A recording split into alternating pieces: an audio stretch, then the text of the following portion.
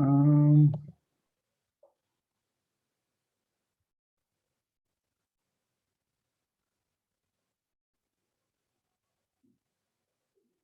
Yeah, we are able to see the screen. okay, Prabhuji. So you are seeing The chapter 3? Yeah. Okay, Prabhuji. So we'll discuss the chapter 3 summary, and then at the end, if we have time, we'll just talk about the glories of Damodar month as well. Let me begin with Mangalacharan prayer. Om Ajnana-timirandhasya Jnana-anjana-shalakaya Chakshuranmilitam Yena Tasmai Shri Guruvahe Namaha. हे कृष्णा करुणा सिंधु दीन बंधु जगतपते गोपेशा गोपिका कांता राधा कांता नमोस्तुते तप्त कांचन गौरंगी राधे वृंदावनेश्वरी वृषभानुसुते देवी प्रणमामि हरिप्रिये वाञ्छाकल्पतरुभ्यश्च कृपा सिंधु एवभ्यश्च पतितानं पावनेभ्यो वैष्णवेभ्यो नमो नमः। जय श्री कृष्ण चैतन्य प्रभु नित्यानंद श्री अद्वैता गदाधर श्रीवासादि गौर भक्त वृंदा हरे कृष्णा कृष्णा कृष्णा हरे हरे हरे राम राम राम हरे हरे। नमो विष्णुपदाय कृष्णपृष्ठाय भूतले श्रीमते भक्तिवेदांत स्वामिनीति नामिने नमस्ते सारस्वते देवे गौरवाणी प्रचारिणे निर्विशेष शून्यादि पाश्चात्य देशतारिणे मुखं करोति वाचालं पंगुं लंघयते गिरिं यत्कृपातम् अहं वन्दे श्रीगुरुं दीनतारिणम्।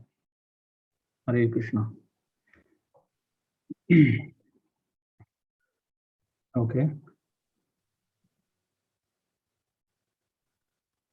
let's start, Prabhuji. Yes, Prabhu. Okay, so chapter 3 is Karma Yoga, and so just before, we saw that Arjuna was hesitating to fight, right, because of various grounds. So he was compassionate, he didn't want to commit sin.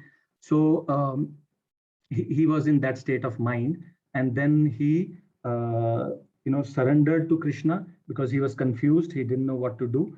And then Krishna, until then he was like his friend, but then when he surrendered, Krishna started instructing him. So he took him through various aspects in the second chapter. So he introduced the all these yoga. So he talked about Karma Yoga, he talked about Jnana Yoga, he talked about Bhakti Yoga as well in terms of Buddhi Yoga, and he kind of touched upon all of these topics. And now when so this chapter is where Krishna will start talking about Karma Yoga itself, right? And this is the yoga ladder. To reach the goal, there is this yoga ladder. So one does unrestricted sense gratification, and then one does karma kanda, then one does karma yoga, then jnana yoga, then bhakti yoga. So this is the ladder, or there is a parallel path as well, bhakti yoga. So one can take the direct path as well. Now Krishna tells later on in I think 12th chapter that a person can achieve him through the other paths as well, but that is troublesome, right? So he himself tells that bhakti yoga is the best way to reach him. So when somebody tells us that we have to go from one place to another, and especially in Bangalore, Google Maps will show us so many ways, but we want to take the shortest and avoiding the traffic. That will be the most sensible thing to do. But if we take another route where we get through the traffic, it's not that we are not going to reach the destination, we will, but it's going to be troublesome. So the sensible thing to do is to take the shortest path. So bhakti yoga is what Krishna tells, but he is building up to that. So now Gita scripture, our instruction by Krishna is so wonderful that it is not forcing anybody to take one path, right? It is wherever one is, from there, how does he move towards the goal? So first one needs to identify the goal and then move from where one is. So gradually elevation. So one should not just give up things and try to accept, a path which he is not ready for yet.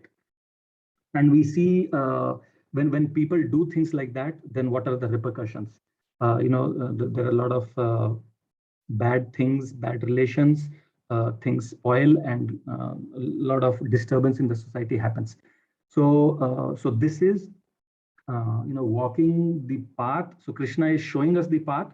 We have to walk the path at our pace, and that pace is determined by understanding the sense of urgency and knowing the purpose. So once we understand that, then we will appreciate the path and its importance, and we will start adopting and transforming ourselves and walking quickly on that path. Right. So this chapter is the flow is that Krishna starts by saying that Karma Yoga is better than Jnana Yoga. Right? So the first set of verses, that is what Krishna tells.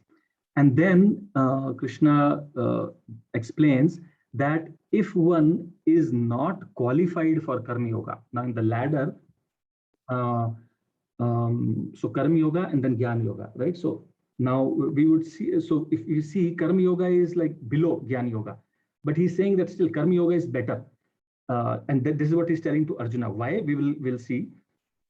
And then he says that if you are not qualified for Karma Yoga, then practice Karma Kanda, which is one step lower. Then that makes sense. Yeah, you're not there yet. You practice the step below so that you rise from there. So basically identifying our situation, where we stand, and then build from there. And then the next section is, but if you are qualified for Jnana Yoga, right? So which is higher than Karma Yoga. If you are qualified for Jnana Yoga, then still practice Karma Yoga. Don't do Jnana Yoga. Why? Because that's also, the sections where he says that doing one's own duty, that purifies. So Krishna has created this system of Varnashram, and that the purpose of that is for our own purification and self-realization and understanding God and our relationship. So by doing one's duty and then setting an example, by doing that, we set an example for others. So he's saying, if you do, if you're still at Jnana Yoga, don't do that, do Karma Yoga. So to set an example so that others can follow, right? And this is one thing that we are missing in our society at a very large level. Now, all the leaders that we have, they should be setting examples for others.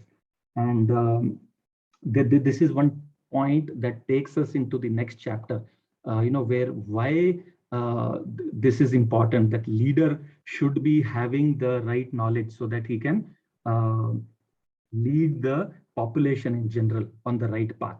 So if the leaders themselves are not having knowledge, then what example will they set? And that is what's going on in the society.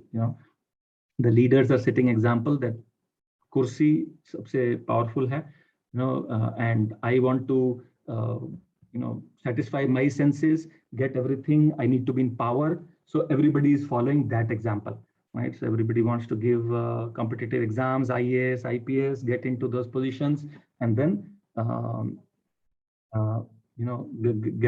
get money, satisfy, get a comfortable life. And this is in government, but in other jobs also we see there's so much of competition. There's no Varnashram as such being followed. Everybody just wants to be in a good position where one can have authority or money, basically have an opulent life so that one can lead a comfortable life. That's the example that is being set by the leaders right now.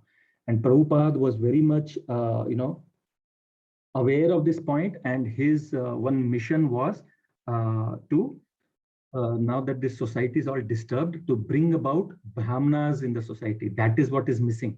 So we are all so thankful to him, so grateful to him that he has given us all this knowledge, by studying which we can understand, Krishna's instructions and then share it with others, so that we can bridge that gap of the society where Brahmanas are lacking. And once that knowledge is then spread, then we will hope to have good leaders who can lead by example and set right the society. So, and thereby reach the ultimate goal of attaining Krishna and make our life successful. So so the next set of, so after that the section is about discussing the difference between Karma Yoga and Karma Kanda. So Arjuna basically, he thinks that by doing karma, would I not get bound? So, that is what his question is. And that is where Krishna will explain that what is the difference between Karma Kanda and Karma Yoga, and how Karma Yoga elevates a person, when one practices Karma Yoga. And then the last part of this section is where Arjuna brings up this very good question that even though one understands this aspect, still one goes about committing mistakes or doing wrong things or committing sinful activities, abominable activities, which one knows that he should not be doing, but still he's doing. So why is that happening? So that question he asks, and we all experience that in one way or the other, right? We talk to ourselves, and we see sometimes that, okay, should I do this? Should I not do that? I know it is not good, but okay, let me just do it this one time. Maybe next time I'll not do. It could be any example, but we question ourselves like that, and we end up succumbing to our temptations, right? And that is what Krishna highlights here. How is it that we succumb to our temptations? What can we do to be strong so that we don't succumb to temptation? Temptations will come. How do we handle that is what Krishna will tell. So basically, lust is that problem, and how do we handle? How do we know what is lust? Where does it reside, and how do we tackle it? So that's the gist of the chapter. So we can maybe read these verses, and then maybe I can just add a little bit more. I think I talked a little too much on the summary itself, but we'll go through the verses and then add whatever more points are there. How many of us are here?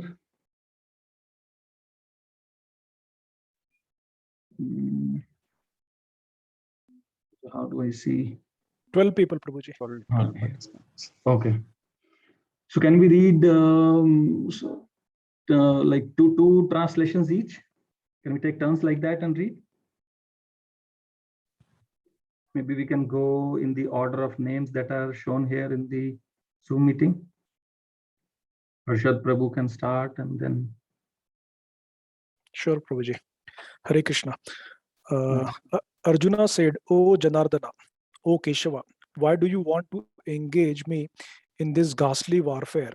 If you think that intelligence is better than fruitive work, my intelligence is bewildered by your equivocal instructions. Therefore, please tell me decisively which will be the most beneficial for me."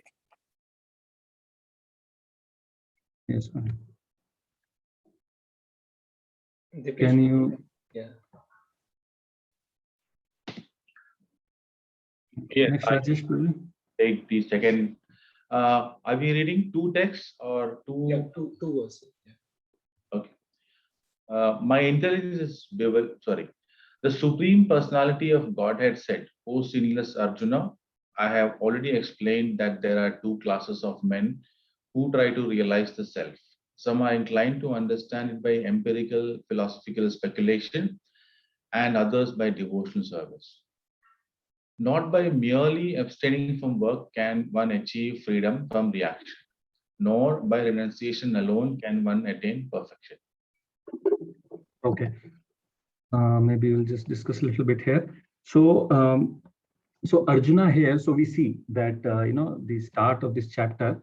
So Arjuna is confused because he has heard all these, different yogas that Krishna has mentioned. And yoga is to connect with Krishna. So he's like, okay, all of these are good, but which one should I take now? So he's confused. And basically he's confused on two things. And that confusion again is because of his intention, right? He's not right now, fully convinced. He's not heard all of Krishna's instructions yet.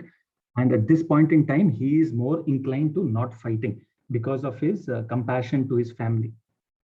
And, the other reasons. So he is taking this Jnana Yoga as the excuse that, okay, Krishna, you said that, Buddhi Yoga is good and one should act in knowledge. So he is equating that to renouncing that I will not fight. And that is what he wants to do. He doesn't want to fight. So he's leaning towards that, and he just picked up that point, what Krishna had mentioned, but he did not understood. He didn't understand actually what Krishna was really implying versus fighting. And he's taking that fighting as vikarma. So basically, the actions are karma, vikarma, and akarma, right? So Jnana Yoga is renounced inactivity. So once, so person first at the very initial stage, right? We just enjoy without any restrictions. I don't know till when I'll be. This is my one life. I just want to enjoy, right? So that is without any rules and regulations. I'll just have fun. So that is unrestricted sense enjoyment. And then we understand, okay, this is not really good. We go through some experiences, and if we are intelligent enough, we understand, and then we take the next step of Karam Kand, that, okay, I will enjoy, but within some boundaries, some rules and regulations. Parents will say, okay, come home before this, don't go there, don't do this, but do these things. Okay, so we'll have fun within regulations. So Karma Kand, right? And then when we understand that, okay, by giving up the results of the work that I'm doing, that will purify me. So that is the next step we do, right? So in Karma Yoga, the renunciation happens for the result, but we still do the activity. So in Karma Yoga, one is still attached to the work, but gives up the result. Then when he is doing that, he again through experience learns that, okay, just doing this is not giving me still the happiness that I would want to, because there are a lot of frustrations and stress and anxiety and all that comes along. So that's the nature of the material world. So we all want happiness, but we are still not getting that. So this is temporary happiness, right? So then one goes to the next level of Jnana Yoga, which is when one gets this knowledge that, okay, here in this material world, whatever I do, I will get frustrated. And that is what we see, that a person who goes, a poor person thinks of himself that, okay, if I have more money, I'll get a house, I'll get a car, I can satisfy my family better. But when he gets that, then he realizes that, okay, with money now there are more problems to take care of, which he did not know when he was not in that situation. So then he thinks, okay, maybe I'll get more money, then I will get control of the situation. But so that more and more and more just keeps going, but one is never satisfied, frustrated. So then one realizes that, okay, there is no end to this, and one has to transcend this. So material world, one realizes it's all frustration only. So then comes that Jnana, that one has to transcend this realm. So one looks to spiritual world, right? Our transcendental nature. And when one understands that, then what does he do? He gives up the activity also. So that is renunciation of activity. So that is Jnana Yoga. And then one does Ashtanga Yoga, tries to meditate on the Paramatma feature. And that's how one grows in this ladder. But Arjuna, now what he's equating now this Jnana Yoga to, okay, renounced activity. So activity, what is the activity here? To fight. So I will not fight. And Krishna is saying that Buddhi Yoga is better. Jnana. So in the previous chapter, he said that, avaram, durena hi avaram karma, right? So he tells that in the previous chapter, and he tells also that you act in knowledge.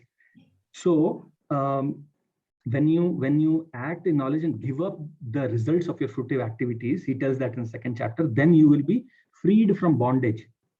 So when he tells that, so he's like, okay, I'm now Buddhi Yoga is better and that will free me from bondage, so let me not fight. So these are the thoughts that are in there, and he is putting that question to him. So now this is one good quality of a devotee that we see, that when one is in confusion, when one is in doubt, one approaches elders, right? That, okay, this is my confusion. Can you please help me clear this path? Now he had already been in a very stressful, anxiety-full situation. In the second chapter, in 7th verse, he surrenders to Krishna, right? So, but what we do, we think that, oh no, my ego is too big and I cannot surrender to anybody, and this is a problem. Let me find a solution, and we try to take shelter of the confidence factor, that okay, I am confident, I will build up my intelligence, and with that I will tackle problems. People say that I like problem solving, I like to handle or manage problems, and we can handle any problem. It's all about confidence. So this is one thought of people, right? But we see that things are not in our control, so we have to understand that aspect. So Krishna understands, Arjuna understands that, and he puts his doubt to Krishna, that I don't know what to do. Please tell me for sure, what should I do? But he's leaning towards renunciation. So that is the point. And we read 4th verse also, right? Yeah. So Krishna tells that now that there are two types of people, that who try to understand themselves by experimenting themselves. So this is what I was just talking about, right? So we try to depend upon our own strength, and we experiential knowledge, we learn from that. So we undergo the challenges, we go through the troubles, and we're like, no, somebody is telling us that this is the right path. We'll say, no, I will want to do it myself and learn and understand, right? So that is one type of people. But the other is one who listens, understands, and just follows the elders, the guru, the parents, right? So when they tell, we should understand that they have experience, they have the knowledge, they are telling, and that is right. So we follow that. So that is the process of hearing. So that is why hearing in the 9 limbs of devotional service is the most important. By hearing we get the knowledge, and we should hear in submissiveness, not just to challenge somebody. So now, so here the other point comes is, not merely by abstaining from work one can achieve freedom from reaction, or renunciation alone can one attain perfection, right? So the religion and philosophy concept, that we have to take both of this hand in hand together. We cannot just be relying on religion, because that brings about what? Sentiments. So people become fanatics, and we see what happens with that. We are seeing, we saw some time back, mostly in our neighboring countries, what is the repercussion of such sentiments. So that is not good, right? So religion has to be tagged along with philosophy. So philosophy is the knowledge. Now, just knowledge alone is also not going to help us. So we will then rely on our intelligence and that confidence factor. So that alone, our material intelligence alone is not going to help us at all, right? So both of these have to be together, and Srila Prabhupada has given us that mechanism. The structure that he has set up, it combines both religion and philosophy. So the chanting, arti, kirtan, japa, So all these activities that we do now in this Damodar month, we every day we sing Damodar Ashtakam, we light lamps. So these are all, the activities on the religion side. And then on philosophy side, we study the scriptures. So we study Bhagavatam, we study Bhagavad Gita. So we understand this knowledge, and then these two then combined together helps us understand that why are we doing all these activities. So that helps us become stronger and move towards our path. So just by doing any one activity is not going to help one attain perfection. Yes, Prabhuji. Can we read the next set of verses? We'll go a little faster. Harshita, will you like to read? Yeah. Everyone is forced to act helplessly according to the qualities he has acquired from the modes of material nature. Therefore, no one can refrain from doing something, not even for a moment. One who restrains the senses of action, but whose mind dwells on sense objects, certainly deludes himself and is called a pretender. Then maybe Lavanya ji will reply. On the other hand, if a sincere person tries to control the active senses by the mind and begins Karma Yoga in Krishna consciousness without attachment, he is by far superior. Perform your prescribed duty. For doing so is better than not working. One cannot even maintain one's physical body without work. So we should go on. Prabhuji will read the one more, 9th. Okay. So Nikita, will you like to read? Sure. Work done as a sacrifice for Vishnu has to be performed. Otherwise, work causes bondage in this material world. Therefore, O son of Kunti, perform your prescribed duties for his satisfaction. And in that way, you will always remain free from bondage. 10th as well? We will just discuss till here, Mataji, 1 second. So here, Krishna is telling that if one takes to Gyan Yoga, so this point, right, when he was telling in the beginning that Karma Yoga is better than Gyan Yoga. So why is he saying that? That if one takes to Gyan Yoga prematurely, then that is going to cause disturbance in the society. So that's not good. So one has to first become strong, right? So not just by externals that, okay, I'm wearing saffron and, I've renounced. So, I'm stronger and I'm going to command respect. No, it has to be coming from inside. One has to be strong from within. So a good devotional practice, which will purify us from inside, then we can, take up to the next level. So,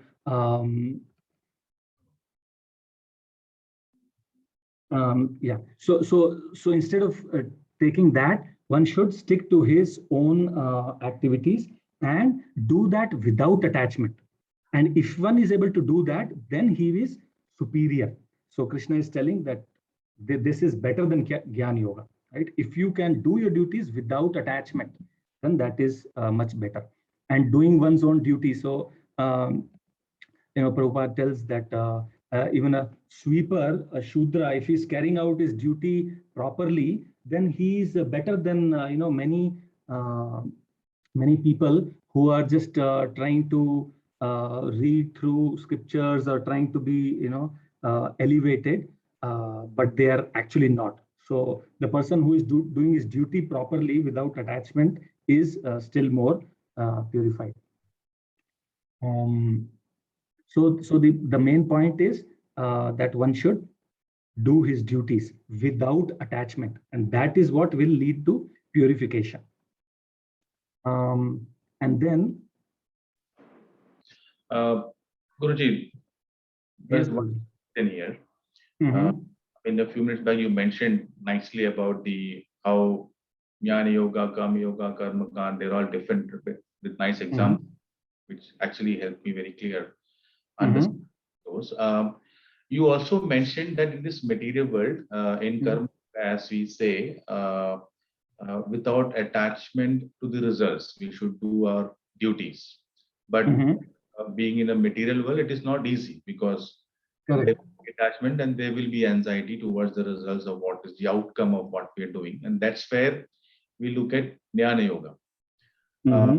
Here, Krishna says that if one can do his duties without attachment, it is better than Jnana Yoga. So that's a bit of a, I mean, I don't know, maybe if you could just put in a right perspective to these two. Yeah.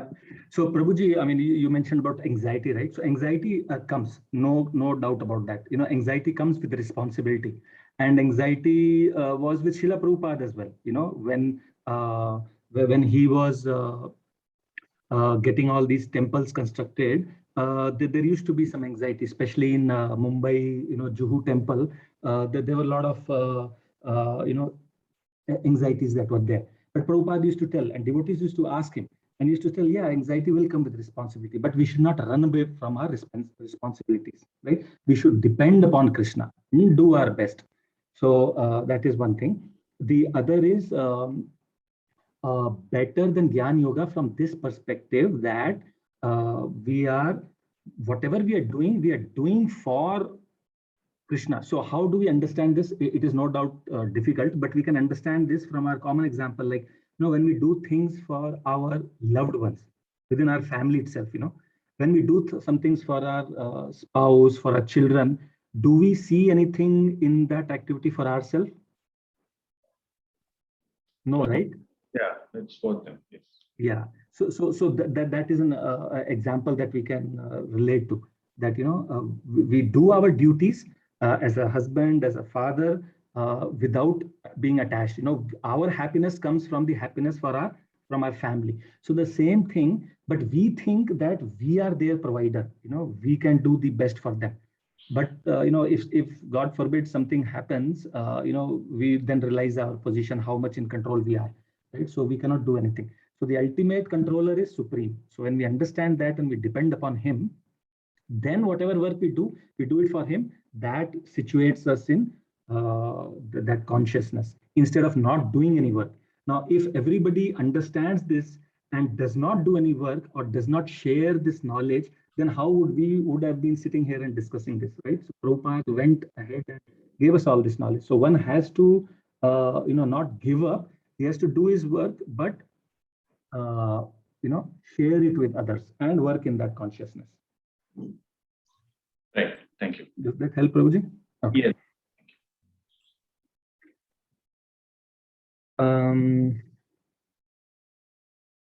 So yeah, we can move on.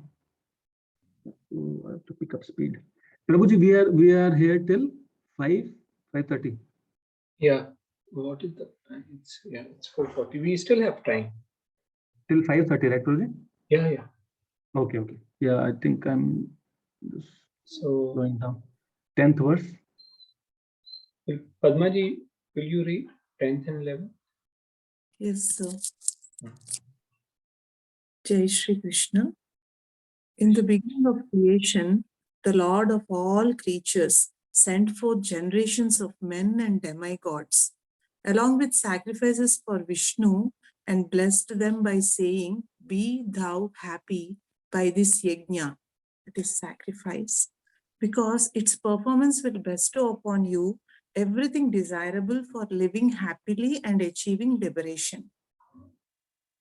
The demigods, being pleased by sacrifices, will also please you, and thus, by cooperation between men and demigods, prosperity will reign for all.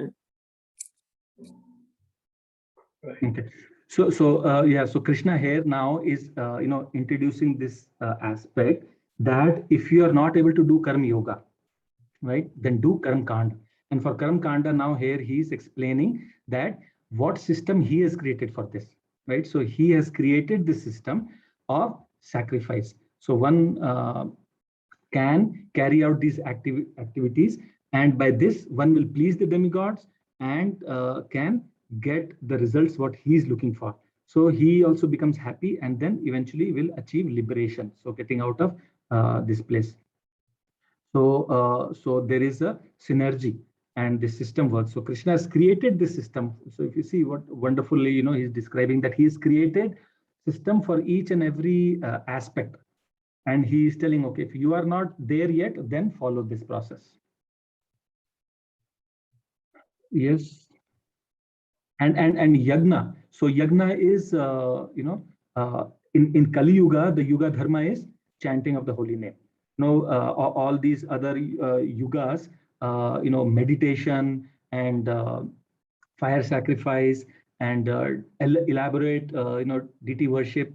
Today's time, we don't have that much time, right? So we just chant the holy name, and that is the yagna. And Yagneshwar is Krishna. So whatever yagna we do, eventually it is benefited. It goes to Vishnu or Krishna, right? So that way we get purified. And the best example, Prabhupada also gives is the soldier example. So one who is fighting for the nation, he is not getting any bondage. But the moment he just fights for himself, he is punished. Okay. Sure. Prashadji, would you like to read further? Yeah. In charge of the various necessities of life, the demigods, being satisfied by the performance of yajna, will supply all necessities to you. But he who enjoys such gifts without offering them to the demigods in return is certainly a thief. The devotees of the Lord are released from all kinds of sins because they eat food which is offered first for sacrifice. Others who prepare food for personal sense enjoyment verily eat only sin.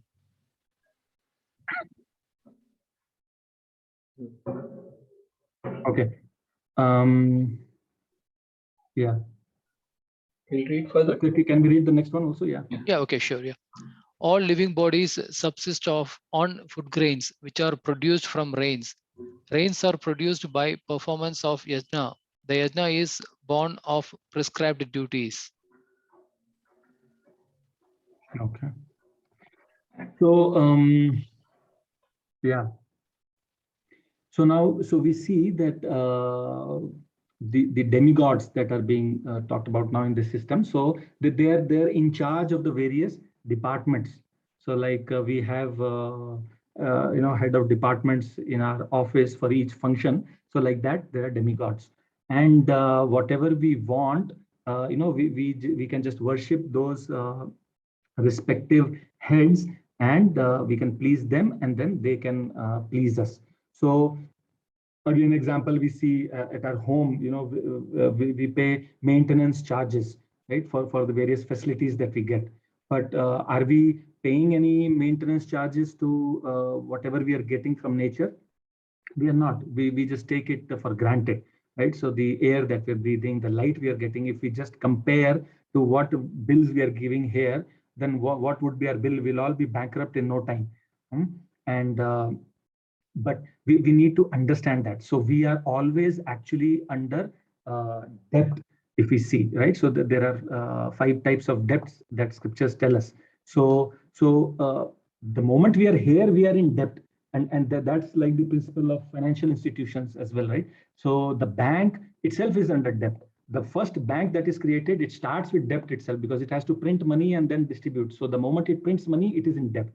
So, like that, we are always under debt. But if we understand that and then express our gratitude towards that, then it is acknowledged, and it purifies us gradually. So, everything is provided by Lord, and it is in abundance. There is no shortage of anything. It is our greed only that is creating all the problems. So we just look into nature, all the animals, from the biggest to the smallest, elephant to the ant, everybody has their quota, what they want. Nobody is starving. We think out of compassion that I will go and feed some animal, and then we become so happy. But we are not doing that day in, day out, right? So they are all content with what they have. But we are the ones who are creating our own problems. We want more, we want better, we want a good life. And because of that, we are creating so-called scarcities for ourselves. And in fact, our life is also getting unhealthy. Now, Krishna says here that without offering them to the demigods is certainly a thief. So it's not that, one might think that, okay, I don't even know, how can I be a thief? And even if I know I'm not stealing anything, this is too strong a word and all. Yeah, it is, but thief, it's not like a crime as like, one would commit and immediately put into jail, right? It's a sinful activity, that negative, karma that we add on to ourselves.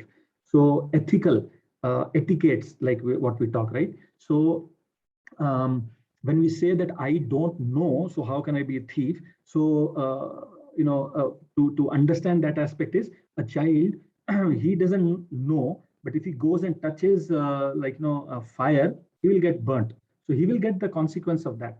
But he cannot say that I didn't know. It's the duty of the parents to help them understand. So like that, it is our responsibility to understand who we are, and acharyas have given us that information. So we should seek out. So athato brahma jigyasa, we should inquire, and then we'll get the answer. So that is one thing. And then the ethical etiquette aspect is that when we get something, we should express our gratitude.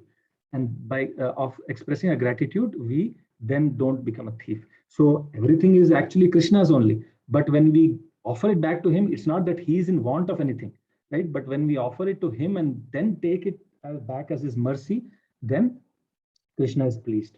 So like our children, when they give something to us, on any occasion or just to please us, then we feel so happy, don't we? And we shower blessings upon them. So it's not that, whatever they are giving, they're creating from their own. It's all coming from parents only, but they are acknowledging that aspect. So that is what helps us get rid of this sins. We read 14th, right? So eating prashadam. So that is one key thing. Whatever we eat, if we offer that first to the Lord, then it comes back as Lord's mercy. And that mercy is what helps us gradually purify. And then the yagna aspect, Krishna tells that, when we do yagna, then whatever is needed is provided. Yes, go ahead, please. Rajesh, please. Yeah, Prabhuji. Text 15, right? Yes. Okay. So regulated activities are prescribed in the Vedas, and the Vedas are directly manifested from the Supreme Personality of Godhead. Consequently, the all-pervading transcendence is eternally situated in acts of sacrifice. Text 16. My dear Arjuna, one who does not follow in human life the cycle of sacrifice thus established by the Vedas certainly leads to a life full of sin. Living only for the satisfaction of the senses, such a person lives in vain. Yeah, so this point is, so one is eating grains, right? So that is the quota that has been given to us. So we all know now, to satisfy our tongue, we are eating non-veg and whatnot, but that is not our quota. One cannot subsist on non-veg all the time. And the other point is that the amount of resources or land that is being used to produce, animal meat, that much land, if is being used, it can feed, I think it's about 3 times the people that would feed, from what is produced for non-veg. So see how much of wastage is being done. And then we are accumulating sin also because of that. So if we just stick to what God has given us, then our life, and carrying out our prescribed duties, we help with eliminating our sins and progress. And this line, this point of Krishna, that one who does not follow in human life the cycle of sacrifice leads a life full, and such a person lives in vain. So this is the point that, at least I had earlier, like what I mentioned, that we don't know how long am I going to live. This is one life, don't know beyond that. I'm going to enjoy, right? One who has that kind of thought is certainly going to live in vain. So this shloka one should read again and again and understand that, okay, it is of, I'm never going to be happy. It's just going to be in frustration. So one has to adopt that attitude of sacrifice. And what is that?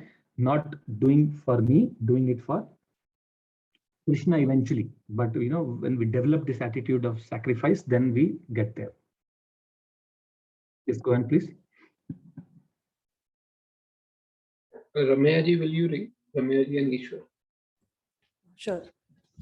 But for one who takes pleasure in the self, whose human life is one of self-realization, and who is satisfied in the self only, fully satiated, for him there is no duty. A self-realized man has no purpose to fulfill in the discharge of his prescribed duties, nor has he any reason not to perform such work, nor has he any need to depend on any other living beings. Text 19. Therefore, without being attached to the fruits of activities, one should act as a matter of duty. For by working without attachment, one attains the supreme. Text 20. Kings such as Janaka attained perfection solely by performance of prescribed duties. Therefore, just for the sake of educating the people in general, you should perform your work. Text 20. Sorry, yeah, go ahead. Okay. So, yeah, the point here again is that everyone, there is an attachment, but unless one does the duty, he does not get that purification. And one who is self-realized. So what does it mean that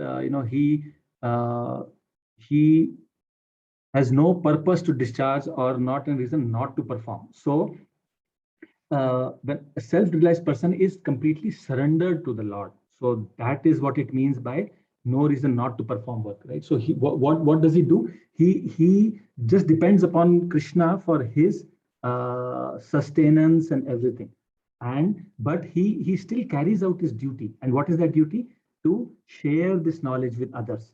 So Brahmanas, sannyasis, they accept charity, but in return, what do? They give the knowledge. So, and that is why they don't earn. Their work is to understand and distribute this knowledge to the grihasthas, the Vaishyas, Shudras, who are all occupied in work and have no time. And they are the people who are earning, and they should then again give that back to the society. So that's how that cycle is. So, but at the while carrying out these duties, one should be detached. Now, now this next section is about setting up that example, right? So if one cannot, if you're not qualified for Jnana Yoga yet, then still do Karma Yoga to set an example. So now Krishna, Prabhupada is also giving this reference, and Krishna is telling about Janaka Maharaj. So he being a great king, but he was,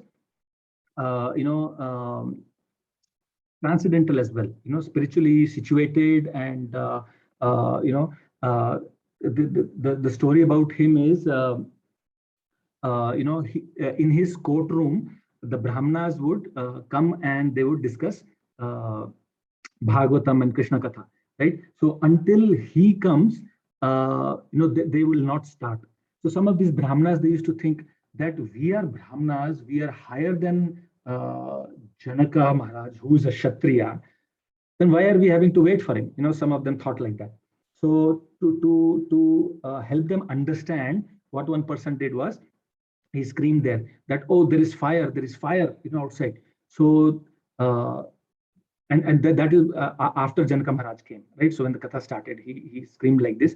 So everybody, the Brahmanas and all, they just panicked and they just ran to take care of their belongings, their house and attachment. But Janaka Maharaj was very calm and peaceful, and he just stayed there, and he just ordered his ministers to go and check that, where is the fire? take care of it, come and report to me what the action needs to be taken, and nobody should get hurt, right? So when the Brahmanas then they saw this, they understood that he is performing his duties while being Krishna conscious. We can say that here, right? So he is not disturbed. He is self-realized and he's detached.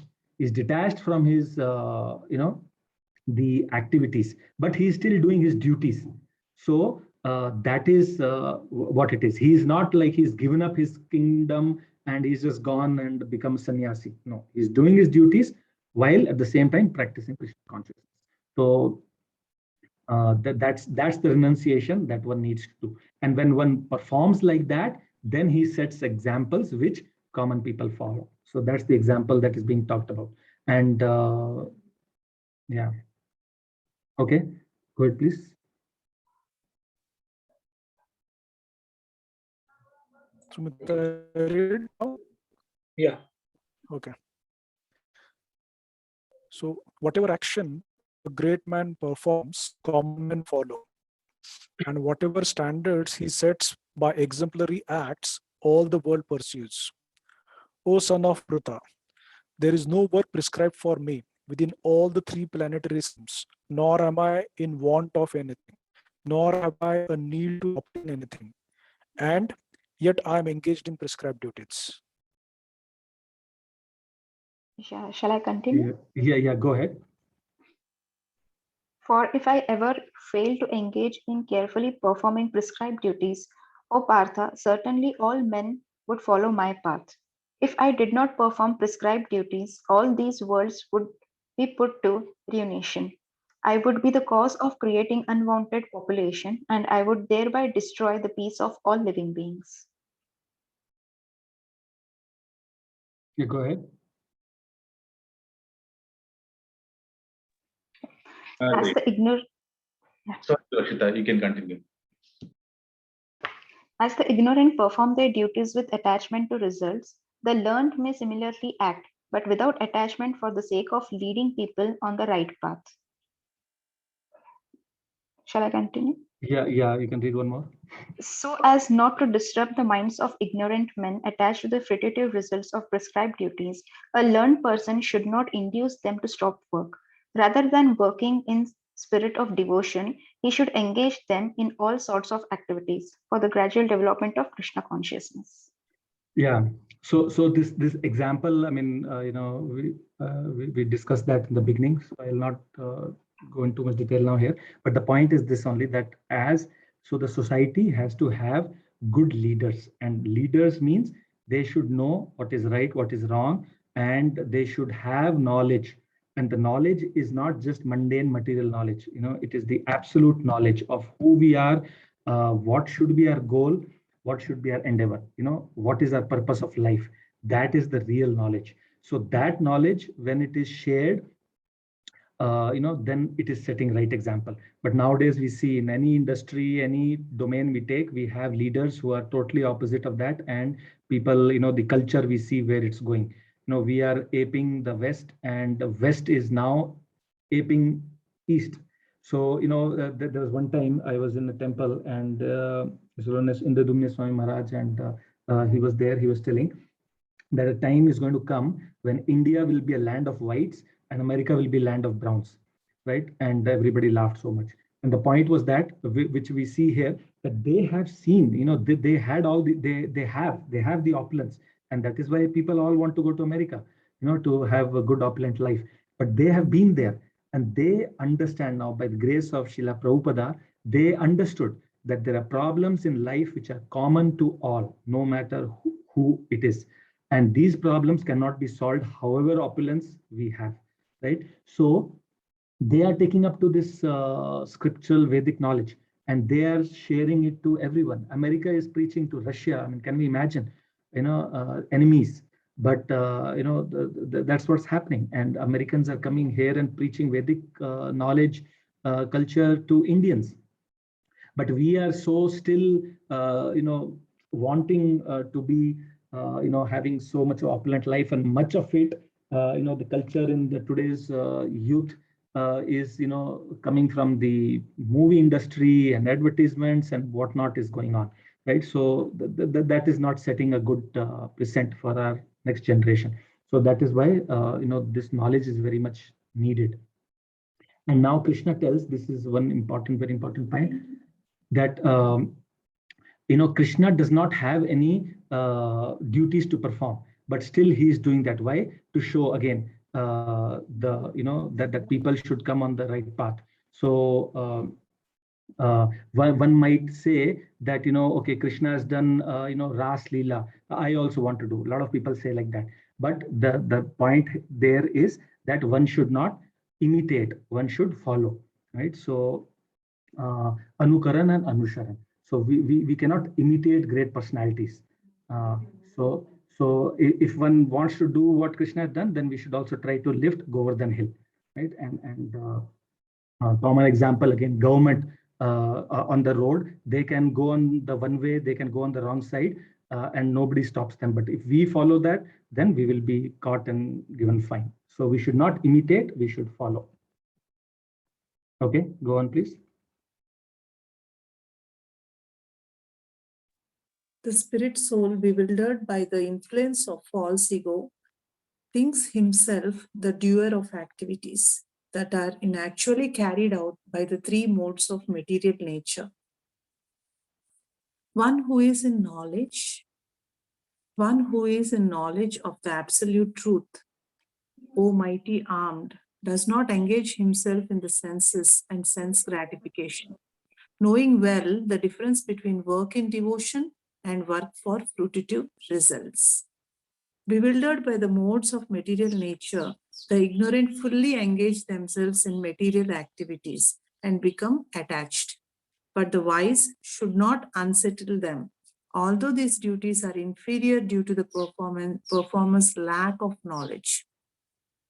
Therefore, O Arjuna, surrendering all your works onto me, with full knowledge of me, without desires for profit, with no claims to proprietorship, and free from lethargy, fight. Yeah. So, so the difference between Karma Kand and Karma Yoga is being told here, that the difference is consciousness. So one might be doing the same work, both of them, but their consciousness is different, right? So and that is, a lot of time, Prabhupada tells that if we are not using our intelligence and just working for a sense gratification, then we are just living animalistic life. So so we have to be working in detachment, and that is what will elevate us. So that detachment should be, if it is just detachment, then it is Karma Yoga. But when the detachment now goes to God, for Krishna, when it is being done for the pleasure of the Lord, then it becomes Bhakti Yoga. So one has to work in that consciousness. Okay. Those persons who execute their duties according to my injunctions and who follow this teaching faithfully without envy become free from the bondage of fruitive actions. But those who out of envy disregard these teachings and do not follow them regularly are to be considered bereft of all knowledge, befooled, and ruined in the endeavors for the perfection. Even a man of knowledge acts according to his own nature, for everyone follows the nature he has acquired from the three modes. What can repression accomplish? Continue. Yes, Prabhuji, we'll read till 35. There are principles to regulate attachment and aversion pertaining to the senses and their objects. One should not come under the control for such attachment and aversion because they are stumbling blocks on the path of self-realization. It is far better to discharge one's prescribed duties, even though faultily, than another's duties perfectly. Destruction in the course of performing one's own duty is better than engaging in another's duties, for to follow another's path is dangerous. Yeah. One point here that was important, that Krishna is again, telling, which we kind of touched upon, that one should not disturb others who are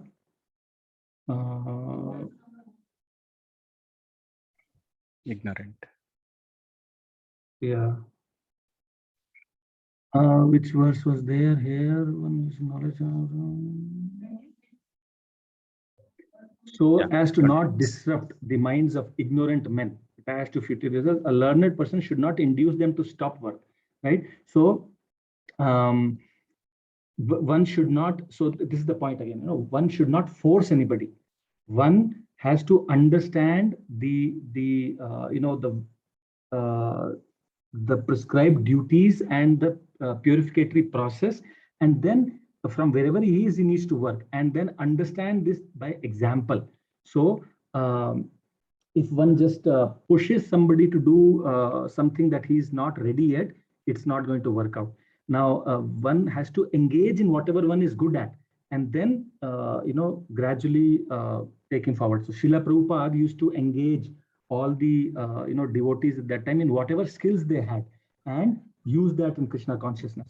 So like, Beatles, let me see. So George Harrison, I mean, he was good in music and all. So Prabhupada used him that, okay, you sing for Krishna.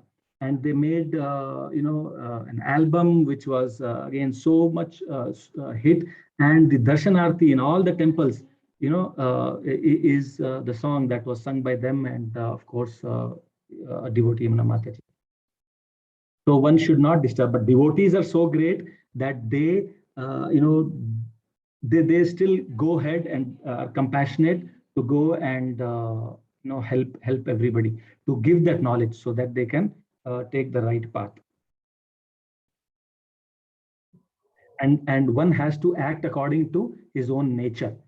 So whatever one has acquired, so nature is acquired by these three modes.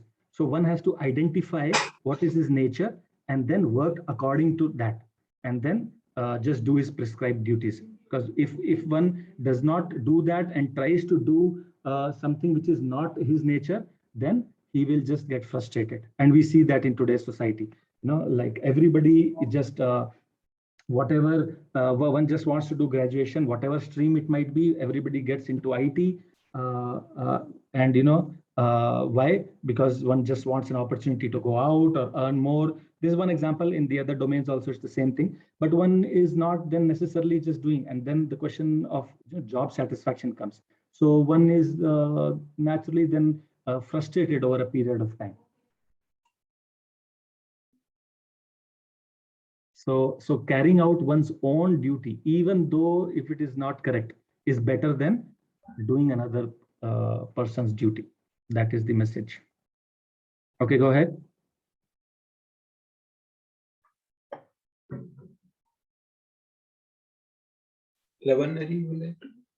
Yeah, I will start from 36 onwards. Yeah. Arjuna said, "O descendant of Vrishni, by what is one impelled to sinful acts, even unwillingly, as if engaged by force?" The Supreme Personality of Godhead said, "It is lust only, Arjuna, which is born of contact with the material mode of passion and later transformed into wrath, and which is the all-devouring sinful enemy of this world. As fire is covered by smoke, as a mirror is covered by dust, or as the embryo is covered by the womb, the living entity is similarly covered by different degrees of this lust." Shall I go ahead? Yeah. Thus the wise living entity's pure consciousness becomes covered by his eternal enemy in the form of lust, which is never satisfied and which burns like fire. The senses, the mind, and the intelligence are the sitting places of this lust. Through them, lust covers the real knowledge of the living entity and bewilders him.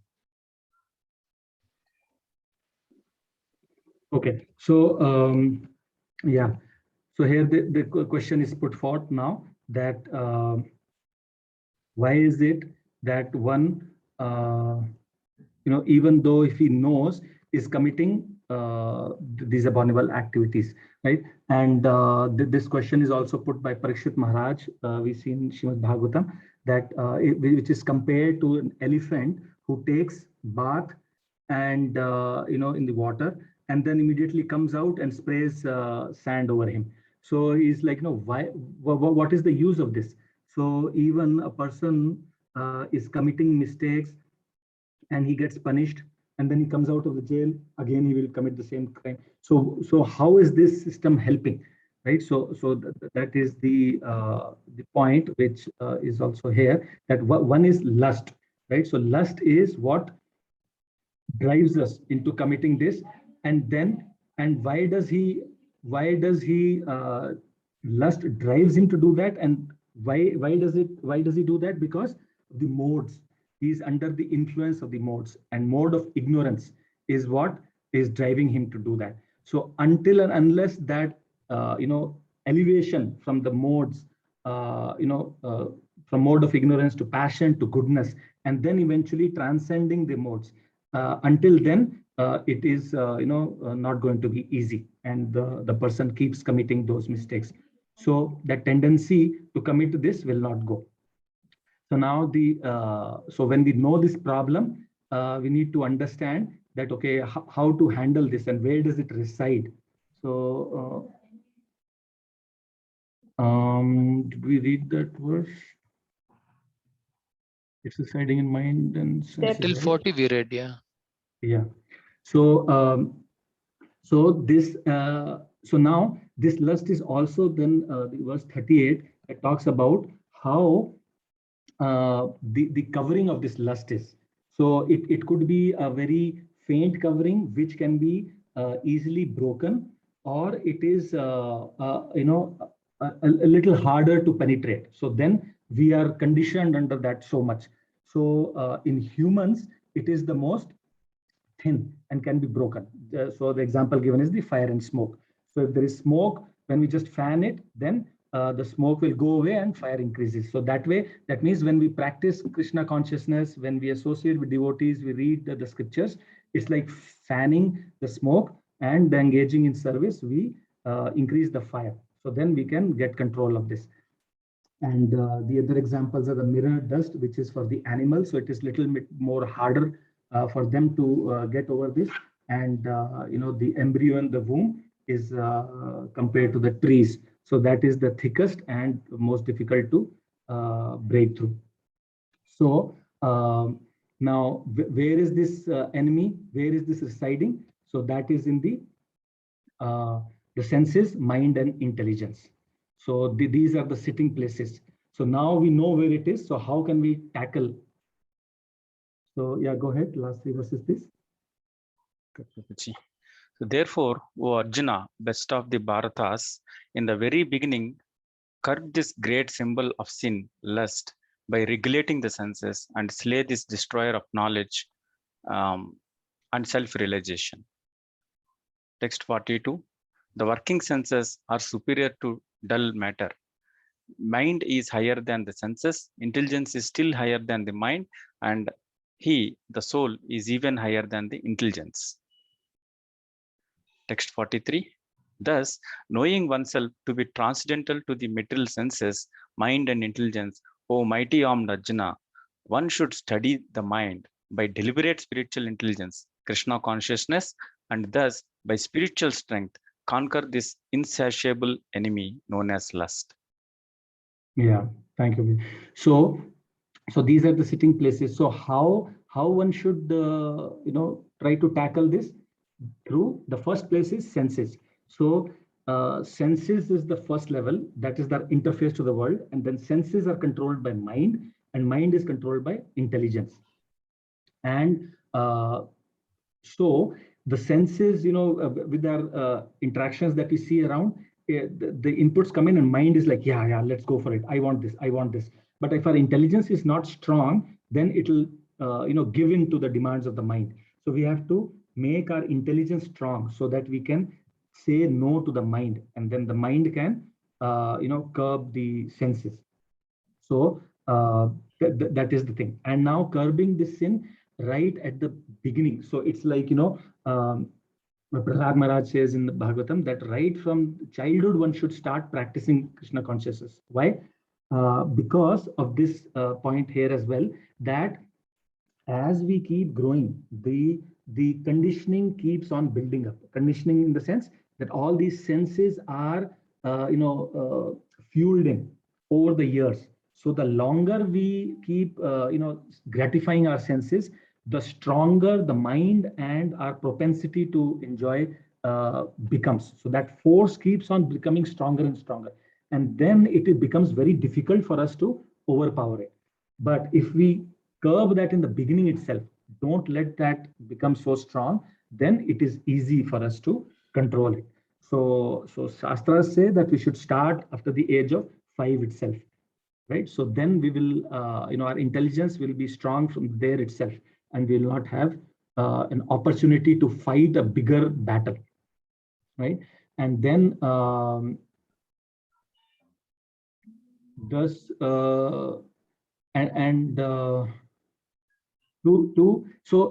it's not easy. Again, this is not at all easy, but it can be done by practice. So practice is the sadhana bhakti that again Srila Prabhupada has given us, chanting the holy name. So when we chant, when we associate with devotees, when we engage in seva, so karma yoga and the devotional activities actually begins with service. So when we serve, then knowledge comes.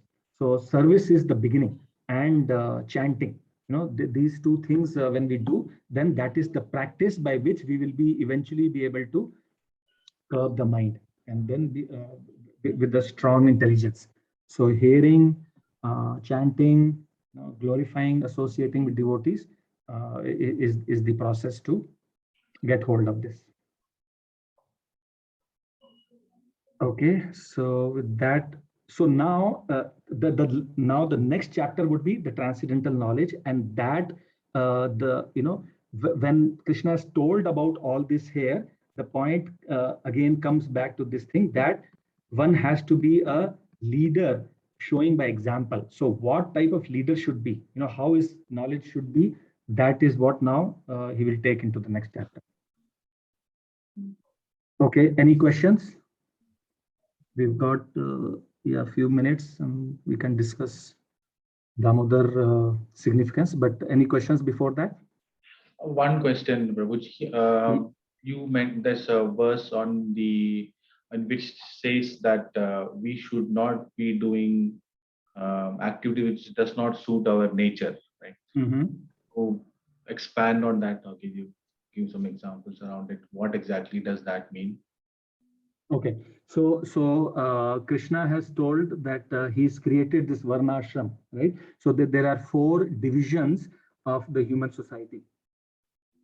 So Brahmin, Kshatriya, Vaishya, Shudra. So now if everybody has got his nature. So one might be Brahminical in nature, and another person might be so Brahminical means he's intelligent, he understands the knowledge, and then he shares it with others. Kshatriya is he protects others, so he has to be aggressive, he has to be strong and administrative in nature. So and Vaishya, so he has to do business, trade. So he's the one in the society who can do agriculture and take care of the cows. So he generates income, revenue. And Kshatriyas also earn money by taxes, which he takes from the people whom he's protecting. But Brahmanas, they don't work, so they just accept charity. So now their job is to pass on this knowledge. And Shudra, obviously, they serve everybody else. Now in this, if one person now Shudra says, I don't want to work, today's time people say that everybody should have the right and to become Brahmana or Kshatriya and all. So then when one gives up his nature and he goes to work as a Brahmin, he will eventually get frustrated because that's not his nature, right? So he will get he'll not be able to do that job properly, and that will set more problems for him. So that is what it means, that we have to understand first what is our nature. Now that is gradually revealed in the Gurukul system. The guru used to tell what is the person's role and then train them accordingly. So in Krishna consciousness, we are reading these scriptures, and then we are getting this knowledge, and this knowledge is then, like Prabhupada said, the Brahminical, the component in the Varnashram is missing. So everybody is just, it's all topsy-turvy, and by reading this, we are getting this knowledge and sharing it with everybody. So it's the nature of an individual that we are referring to with this. Yes. So when so here in Krishna consciousness, anybody, like we discussed that point, that Prabhupada used to engage anybody, whoever is good in whatever he is doing, engage that in Krishna's service. So that becomes Krishna conscious activities. We can spiritualize that. So anything, cooking, painting, crafting, carpentry. We see the Jagannath the Rath that was made, the Mridangas, beautiful paintings of Krishna, pastimes. So everybody, Krishna used whatever one's nature is in Krishna's service, instead of changing their nature and doing something else. Okay, thank you. So the point, the point is that one should not be forced into doing something that is not his nature or interest. Whatever is one's interest, one should do that and do it for Krishna. So Krishna conscious, dovetail it into Krishna consciousness. Okay. Any other question?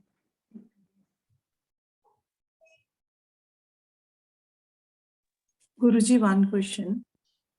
After listening Mataji, to this, you can call me Vikram. Vikram Yes, sir. Mataji. After listening to this nice explanation of Varnashrama Dharma, every time we are living in group of 4 people, 6 people, that means we have to respect everyone, like what role they will play will be different. Everybody is unique. So we should not train what we wish, like our children or anybody living with us. Each one will be having a different nature around us. And we are put together and we are living in one place. So how to practice individually their own dharmas? Because each dharma is so different from the other. Dharma is one, Mataji, but so Krishna consciousness that is Varna. Family, we can have one Sudra, one Vaishya, one Kshatriya, and one Brahmana, sir. I don't know if that can happen. Usually, it's the family one gets is based on its past karma. So, generally the nature is similar. And then the other point that we just discussed, that whatever be is one nature, the one common point, the common binding factor is Krishna. So if anything that anybody is doing, if it is doing for Krishna, then all come to that one platform. And that is what gives happiness. So family that stays together, prays together, advances together.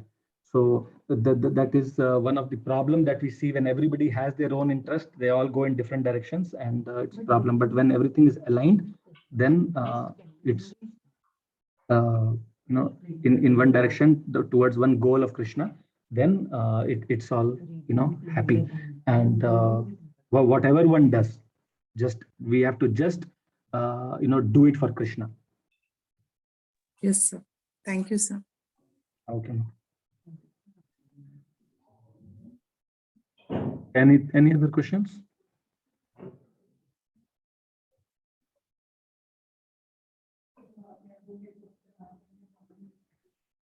Okay. Prabhuji will just quickly talk about Damodara Ashtakam. Yes, Prabhuji, please. I'll just share the screen here. So,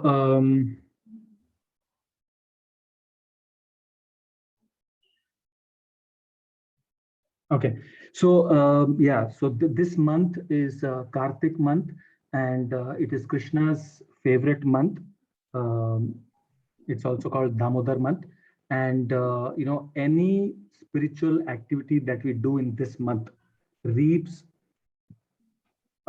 tremendous benefits.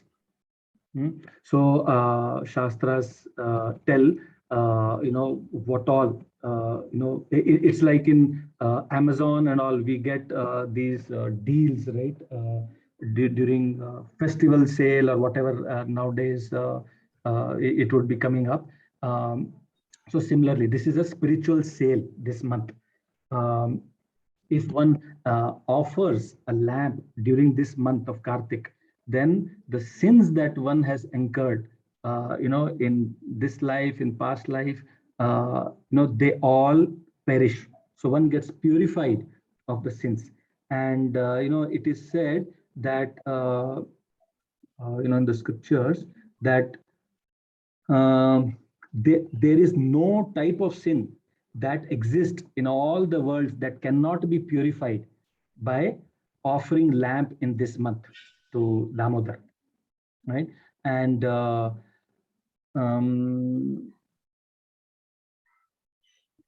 even if one who has not performed any activities previously, right? But still, one does whatever sins would have been done. But if he does this lamp offering in this month, then one can, you know, reach the eternal abode.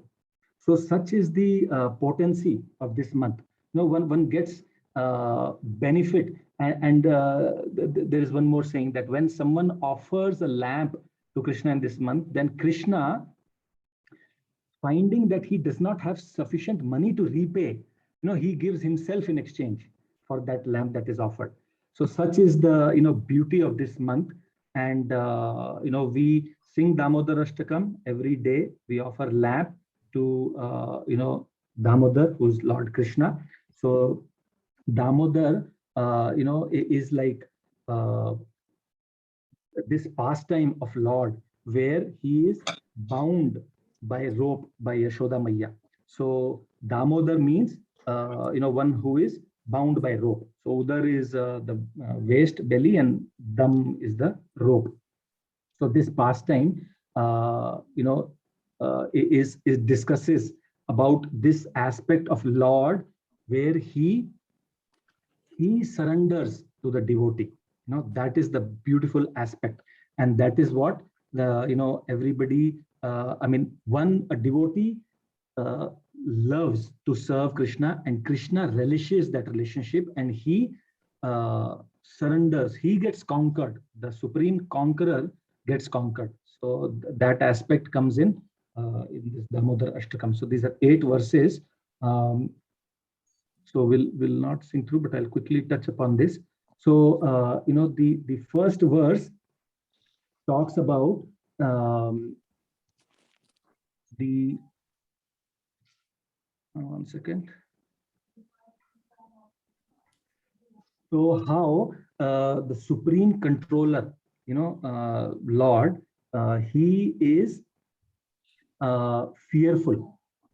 And so in this verse, it's like the pastime is that when Krishna, Prabhuji, we are at 5:30, we can just take few minutes. Yes, yes, please. Is everybody okay? Sure. Yeah. All right. Yes, Prabhu. Yes, sir.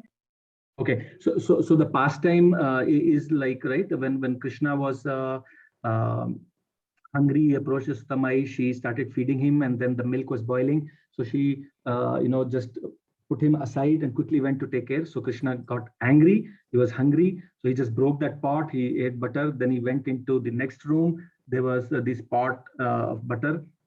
So he pulled this mortar, he climbed that and he broke that and he started eating. Then the monkeys, he started feeding them. And then Yashoda Mai came and she saw. So she picked up a stick and started chasing him. So that is the the beginning of this prayer, and Krishna is in fear. So now the beautiful point here in this verse is that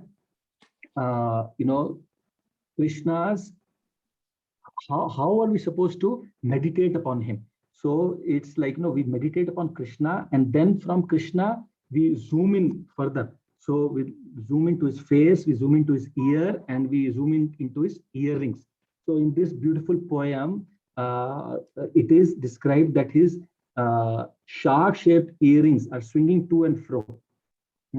So the ornament is being described here, that how fortunate this ornament or earring is. So normally the ornaments are used by us to beautify, right? But Krishna himself is so beautiful. He does not need any ornaments to beautify himself. Now here, the ornament's fortune is being described, that the earring, when it is swinging back and forth, it is touching Krishna's cheek and it is kissing Krishna's cheek. So that is the fortune that great elevated devotees, the gopis, they get this fortune. So this earring is getting that fortune of kissing the supreme controller. So and then the supreme controller, who is not fearful of anything, but he is in fear, so he is relishing this relationship. Yeah.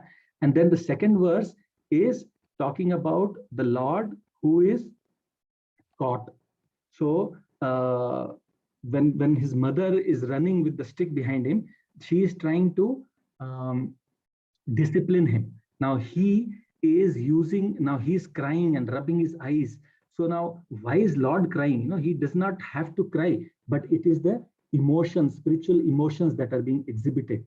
So with that, Yashoda Mai is, then getting more compassionate, and then she is trying to, take the stick away, and then tries to tie him around this mortar. So when she's tying, she sees that the Lord is, she's not able to tie him. So she's falling short. So she gets some more rope and she tries to tie him again, adds that rope, and still she's falling 2 fingers short. So she keeps trying that. Now Krishna is seeing the endeavor of the devotee, his mother here. So she is, from initially with the stick in her hand trying to discipline him, she is now, when she's realizing that she's not able to tie, she is in awe and in wonder that what is happening? Why am I not able to tie him?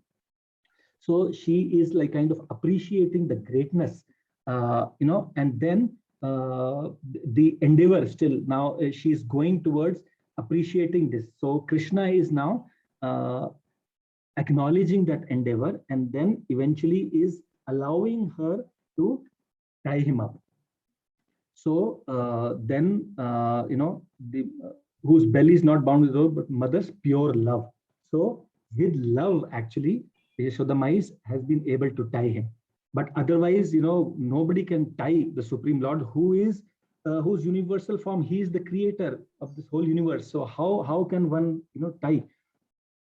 So now the third verse then shows this point, that how Krishna reveals his sweetness, who are absorbed in his greatness. So it's not just that God is seen with awe and reverence. There is a adorable factor to the Lord as well, that he is a person with whom one can have a loving relationship. So in the transcendental world, it's not that Krishna is the supreme, and then he's just everybody's respecting, and that, no, he is conquered by love. So love is the key thing here. So he's giving us the message here that with love, the supreme conqueror can be conquered. So now then the fourth verse, Satyavrata Muni is actually, he has composed this. He is telling this to Narad Muni. So now what he does now, after describing this, he's asking for benedictions from the Lord. So he is saying that he does not want anything material. So we all, like we've seen, this Karma Kanda and Karma Yoga, that we want a comfortable life, we want this. And then when one gets a little bit more elevated, that nothing is good here, I want to transcend, okay, but before transcendence in Karma Yoga itself, in the material world, one wants to go to heaven. But here in this prayer, it is said that he does not want, heaven is not even mentioned, material world is not even mentioned. Just straight away saying, I don't want liberation. So liberation is from the material world, and it does not want, life in Vaikuntha.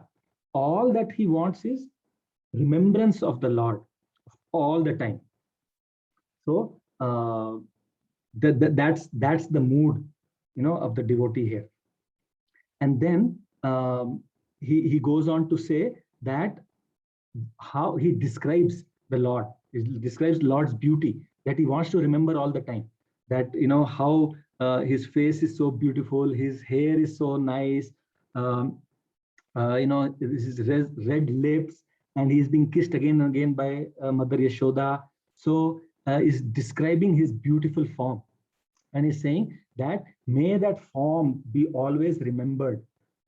So now he goes on into the next verse to beg for mercy. So now when one begs, what is the mood? That to whoever person is begging, he has to first acknowledge the greatness of the person whom one is begging from, and show the misery or miserable condition that one is. So basically by doing these two, one invokes compassion. So then the person can grant the mercy. So he is glorifying the Lord. O Damodara, O Ananta, O Vishnu.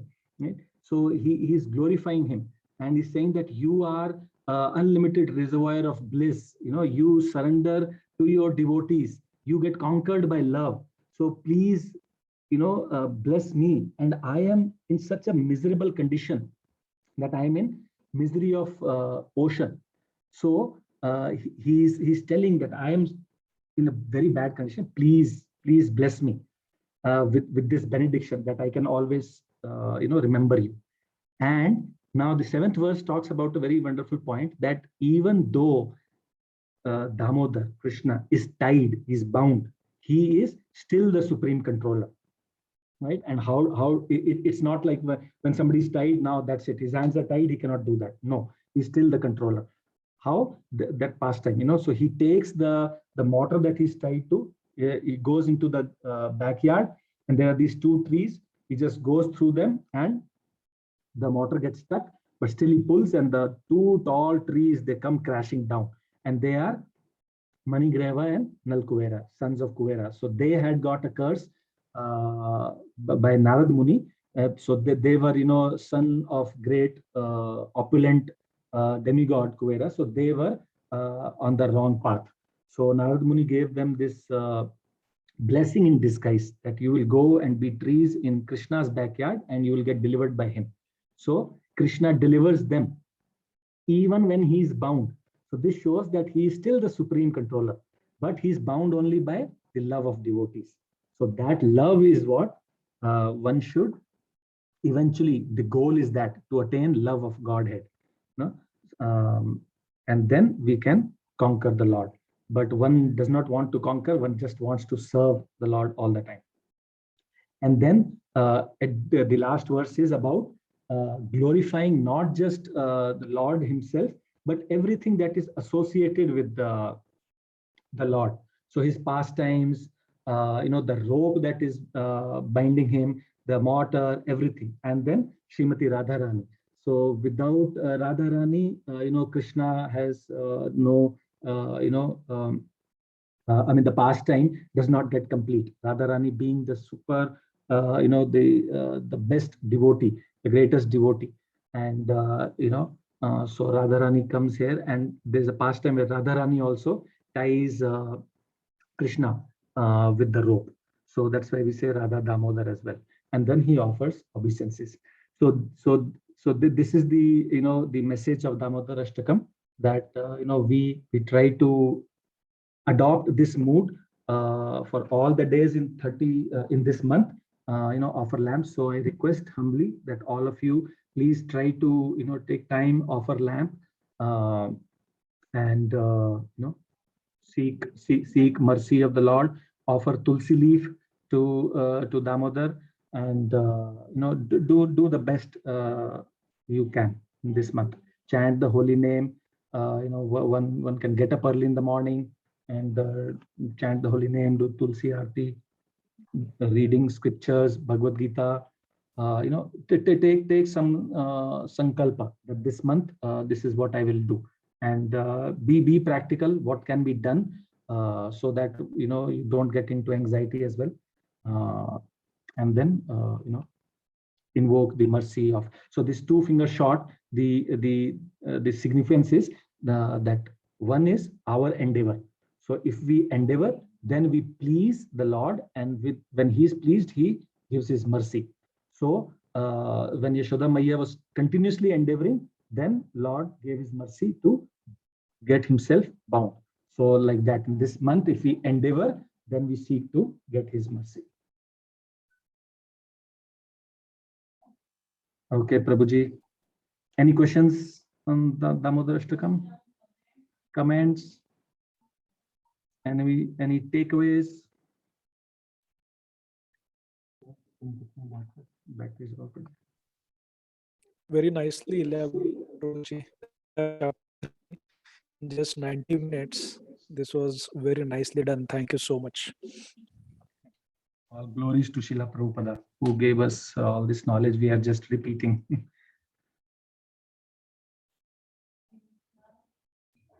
Thank you very, very much, Vikram Chetan Prabhu. Not just the 3rd chapter of Bhagavad Gita, but also you so nicely, described about Damodar Ashtakam and the importance of Damodar month.